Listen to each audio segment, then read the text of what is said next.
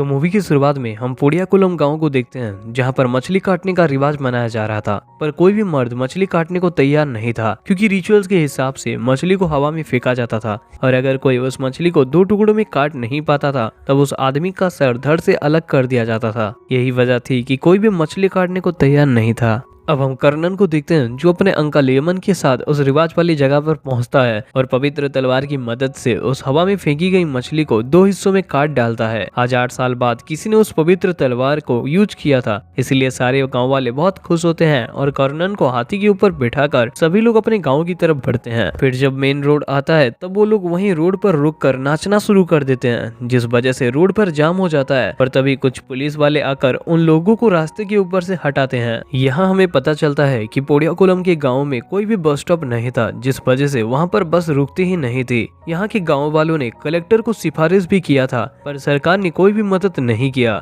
जिसके बाद से लोग मेल्लूर गांव के बस स्टॉप में जाते और वहां से बस पकड़ते। पर मेल्लूर के गांव के लोग पोडियाकुलम के लोगों को नीचा दिखाते थे और बदतमीजी से पेश आते थे। अब इसी चीज से परेशान होकर पोडियाकुलम के गाँव वाले रास्ते में आ रही ट्रक या फिर वैन से लिफ्ट लेकर जाना आना करते थे। अब एक दिन जब पायल कॉलेज जाने के लिए अपने पिता के साथ मेल्लूर बस स्टॉप पर जाती है, तब वहां पर मेल्लूर गांव के कुछ लोग चले आते हैं और दीवार में पायल का ड्राइंग बनाते हैं, जो कि पूरी तरह से नेकेड थी। अब ये देखकर पायल के पिता उन लोगों से लड़ाई कर लेते हैं, पर तभी मेल्लूर के सरपंच आकर उन लोगों को अलग करते हैं और पायल और उसके पिता को वहां से भगा देते हैं। फिर अगले दिन इस चीज का बदला लेने के लिए कर्नन उन सभी बदतमीज लोगों को पीटता है और गाँव की लड़कियों को छेड़ने को मना करता है। तब कर्नन के अंकल यमन वहाँ पर चले आते हैं और कर्नन को शांत करके घर ले आते हैं। इसके बाद हम कर्नन के घर को देखते हैं, जहाँ पर कर्नन की माँ उसे डांट रही थी, क्योंकि कर्नन कुछ भी काम नहीं करता था और सिर्फ जुआ खेलकर घर में पड़ा रहता था। अब कर्नन की बहन पद्मिनी उसे कुछ पैसे देती है, जिससे कि कर्नन शहर जाकर वहाँ पर आर्मी सिलेक्शन में हिस्सा ले।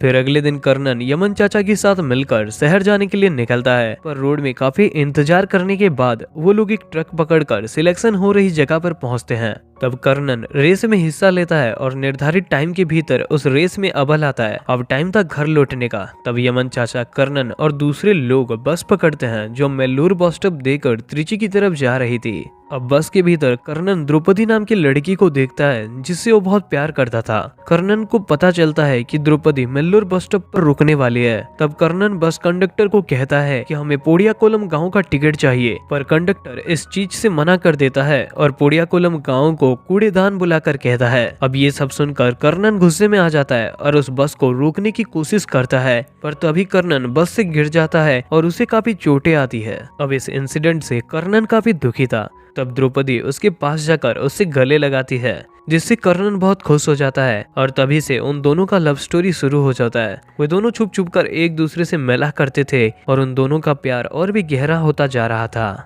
अब एक रात की बात है, जब कर्नन के पिता को एक अजीब सा सपना आता है, जहाँ पर उनकी छोटी बेटी की आत्मा आकर उनसे मिलती है और कहती है कि मैंने बड़ी दीदी की शादी के लिए कुछ पैसे रखे थे, अब जाइए और उस पैसे को ढूंढ निकालिए। फिर कर्नन के पिता नींद से उठते हैं और सारी बातें अपनी बीबी को बताते हैं। तब कर्नन को बुलाया जाता है और घर के भीतर गड्ढा खुदवाया जाता है। पहले तो कर्नन को सारी बातें बकवास लगती है, पर गड्ढा खोदने के बाद वहाँ से एक पिगी बैंक निकलता है, जहाँ पर 250 रुपये के कॉइन पड़े थे। अब ये देखकर कर्नन की माँ अपनी बेटी को याद करते हुए जोरों से रोने लगती है। कर्नन और पद्मिनी भी अपनी छोटी बहन को याद करते हैं। असल में कर्नन की छोटी बहन ने गलती से जहर पी लिया था और अस्पताल जाने के वक्त उन्हें गांव के पास कोई भी बस नहीं रुका था, जिस वजह से कर्नन की बहन की मौत हो गई थी। अब अगले दिन जब कर्नन की मुलाकात द्रौपदी के भाई बड़मालियन से होती है, तब बड़मालियन कर्नन को कहता है कि तुम्हारी बड़ी बहन की शादी मुझसे करवा दो, वैसे भी मैं 2 बीबियां रखना चाहता हूँ। ये सुनते ही कर्नन गुस्से में आकर बड़मालियन को मारने लगता है, पर तभी यमन चाचा उसे रोक लेते हैं। फिर जब कर्नन द्रौपदी से मिलने के लिए जाता है, तो द्रौपदी उससे नाराज होती है और अच्छे से बात नहीं कर रही थी, क्योंकि उसे लग रहा था कि सारी झगड़ा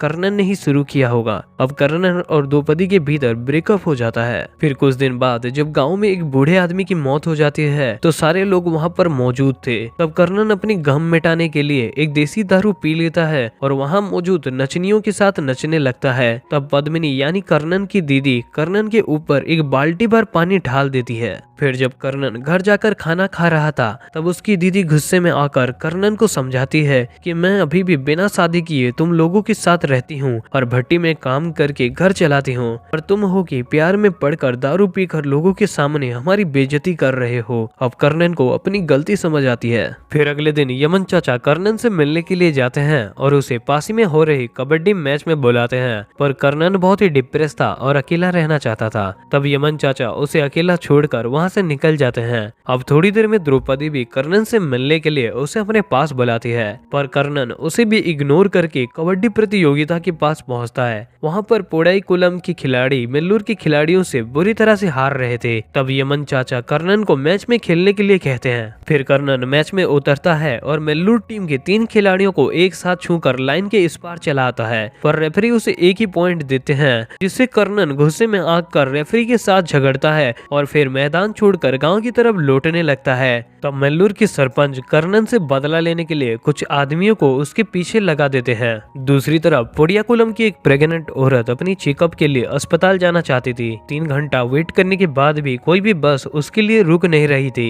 अब यमन चाचा भी वहां पर पहुंचते हैं और बस को रोकने की कोशिश करते हैं, पर वो बस भी आगे बढ़ रहा था कि तभी एक बच्चा पत्थर लेकर उस बस के ऊपर फेंकता है, जिस वजह से उस बस का कांच टूट जाता है। अब वो बस वहां पर रुकता है और उसके बाद कंडक्टर बाहर निकलकर यमन चाचा को पीटने लगते हैं। तब यमन चाचा को मार खाता हुआ देखकर कर्नन गुस्से में आ जाता है और नीचे पड़ी लकड़ी उठाकर बस के ऊपर सारी कांच तोड़ देता है। फिर गांव की कबड्डी टीम भी उस बस को तोड़ने लगती है।